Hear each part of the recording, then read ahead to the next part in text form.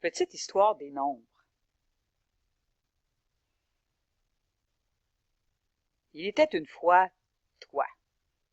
Un jour, tu es né, privant ainsi tes parents de nombreuses heures de sommeil.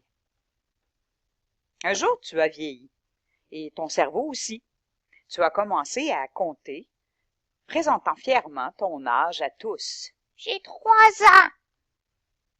Tu as aussi sûrement fait le décompte du nombre d'animaux dans ton livre tout baveux et caoutchouté.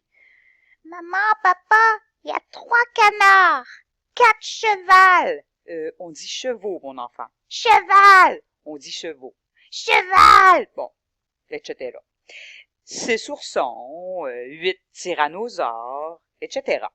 Bref, tu as connu ces nombres qui servaient à dénombrer, les nombres naturels.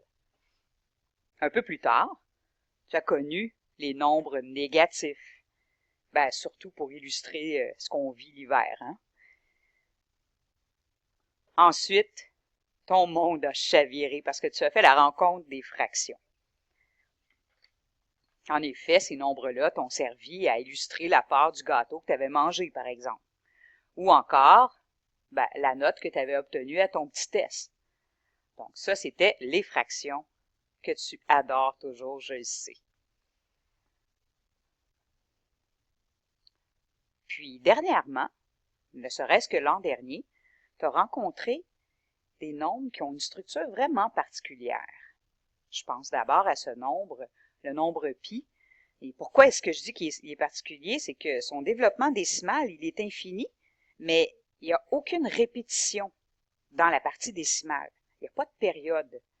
Alors, on est rendu maintenant à évaluer quelques milliards de décimales après la virgule, de chiffres après la virgule, et toujours, on n'a pas déterminé de répétition, donc de blocs de chiffres qui se répètent, comme on le retrouve parfois dans les fractions.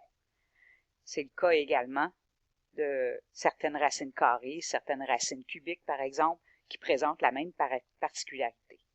Donc, ces nombres-là, beaucoup plus particuliers, structure mathématique aussi plus intéressante. Ça, c'était un peu plus récemment. Puis maintenant, si on fait le décompte de tout ce que tu as vu comme type de nombre, eh bien, on peut tisser une grande toile dans laquelle se trouve l'ensemble des nombres qu'on vient d'évoquer et qui s'appelle l'ensemble des nombres réels. Alors, voici pour la petite histoire des nombres.